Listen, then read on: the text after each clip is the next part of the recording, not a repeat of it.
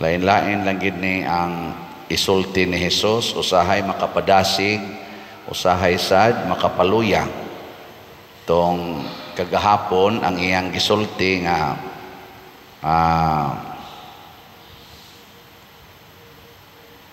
ang inyong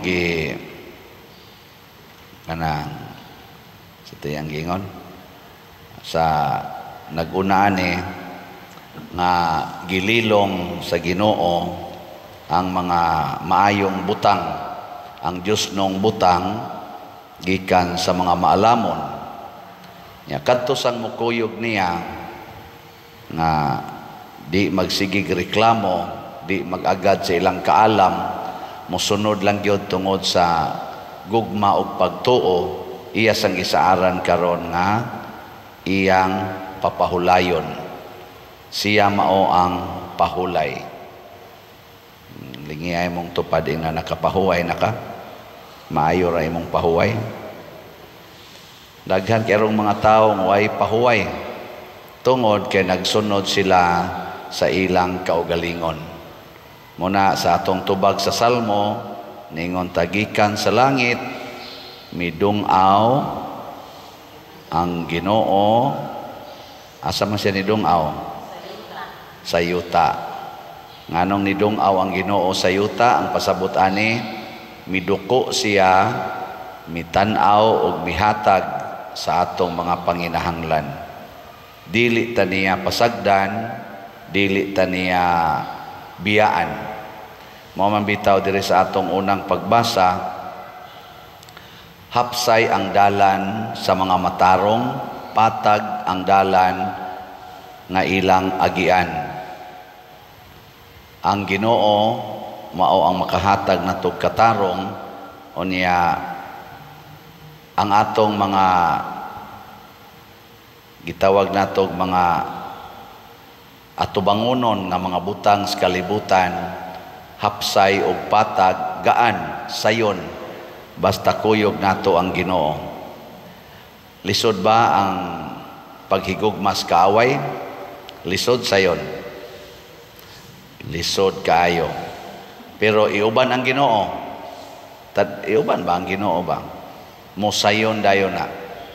Lisod ba dawaton ang mga kapakyasan ining kinabuhia kanang mahagbong kas board exam, mapakyas ang imong pangandoy, ang imong anak imbis mo graduate, namabdos na noon, bugat. Niyang buhaton, ikuyog ang Ginoo. Mugaan dayon na siya. Pasabot, ang gamito nato ang iyang mga pulong, ang iyang mga pamaagi. Kining mga butanga, mao ni ang wala na kayo taga-igbili sa kalibutan karon.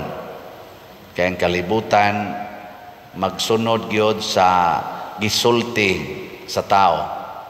Sama anang divorce.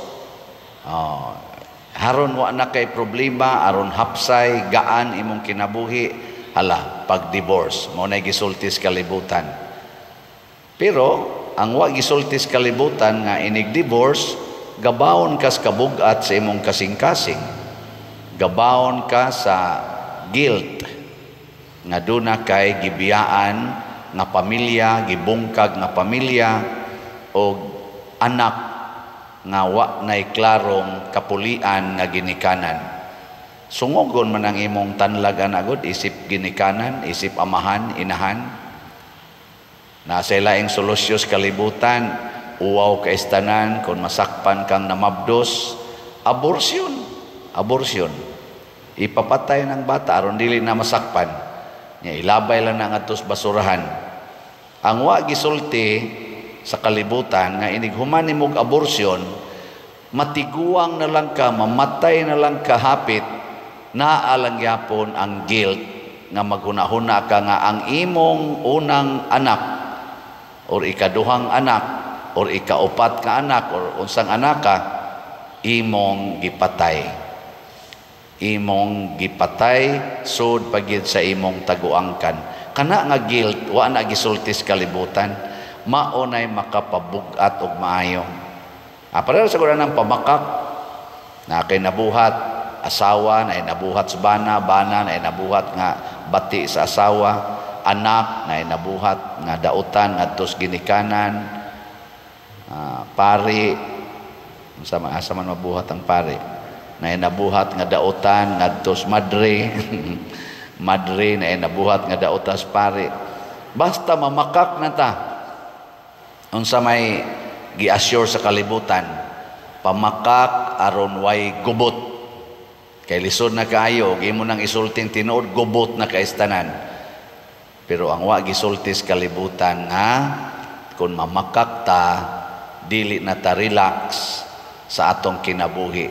Kanunay na tang magpanglingi og managana og mabalaka kay basig mahibaw-an unya ang kamatuoran. Torturo na kaana mo nang uban din nakatuog. Mo na ingos Hesus, sunda ko ninyo.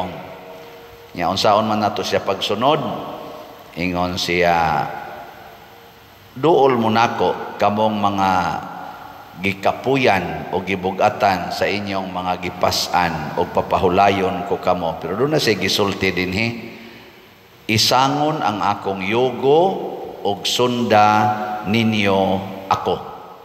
Kanang yogo kana man ang ibutang skabaw bitaw, kanang ibutang dinis liog nya moy hiktan sa load aron igbunlot nya sunda ninyo ako. Ang sunod man ang kabaw ngadto padong sa amo nya iya din gipasabot dire, sayon ang yogo nga akong ihatag kaninyo ug gaan ang ipapasan ko kaninyo. Sayon ang yogo, gaan ang atong pasunon. Pasabot, kung magsunod tas balaod sa Ginoo sama anang pagkamanggihatagon, pagkamapasayloon, ang way limit nga paghigugma, way kondisyon, ang pag-antos nga malipayon, ang pag-alagad aning labing ubos kanang mga sinalikway, dinaog-daog, ang pag-alagad ana nila, maunay mga sugos Ginoo nga makapagaan sa atong kasing-kasing o sa atong kinabuhi nya. Sayon kaayo na siya himuon kay dili kayo ta mogastog kwarta. Pero ang kanang sugos kalibutan, dumti imong kaaway, sus dako ang gastos kwarta na. Kana ron sila sa Russia o sa Ukraine, Israel o Hamas, dagko na kay sila gastos ilang kwarta. Haron lang yun pag kuan silang kaaway ba, pag kana yung pag pin down sa kaaway, dako kay gasto. Pero ang paghigugmas kaaway na way gasto bisan gani kining atong slat dinhi kagamay ra gid ani slat ba, kapalit na ba mo og slat ana. Pero og ang imo ganing sugo mo imong sundon, bisag ka ng pagpariban las buhok, sugo man gyud nimo, pariban sa buhok, kiskis kilay, sumpay-sumpay anang pilok. Pilay gasto ana?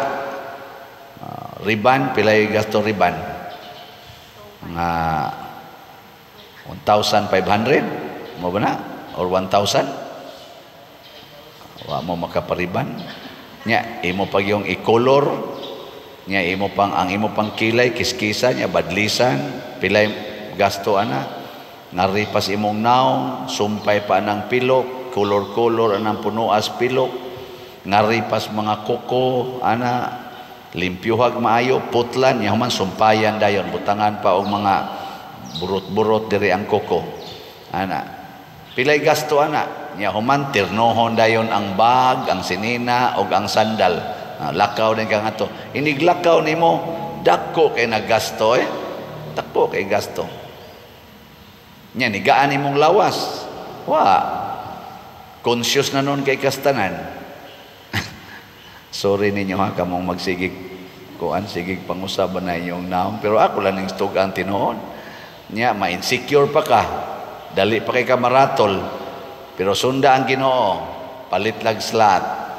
Pila ra na 500 is BF dag. Oh, di ba? Kanindot ana. Kagaan ana. Unsa may isuklis Ginoo? Sa to na atong meaning anang SBF dag. San Vicente Ferrer's Daily Abundant Graces. Pastilan 500 lang, Daily Abundant Graces na. Kalinaw, kalipay, katagbawan, kalampusan, daghanang grasya na. Nya kana isang atong MMHD, kaning Mother Mary's Healing and Deliverance, 1,000 man ni siya. Unsa may ihatag anis mahal nga birhen, ang inahan ni Kristo, ang nakabuntog sa yawa nga babae dinhi sa kalibutan, ang bugtong binuhat nga naka-maintain nga immaculate ang iyang kinabuhi, way buling sa sala hangtod sa katapusan. Unsa may iyang ikahatag nato? Healing and deliverance. Kanang healing, pastilan. Dagkuag yung gasto. Suway rago mo gasto, magpahiling mo anang inyong cancer, magpahiling mo anang inyong depression, magpahiling mo anang inyong mga heart failure. Pagkadagkuag gasto, palit lang mo kuan. Usa ka slot sa Mother Mary's Healing and Deliverance. Di ba? Hitsas dayon ang inyong paminaw. Ang imong cancer nga stage 4, imong paminaw murag stage 5. Pero gaan ba? Moingon ka ba nga, bisag mas stage 10 pa. Ana. Abi tayo sige palit na tog slot din Nya nagka-istorya mi sa tanawa ko pader.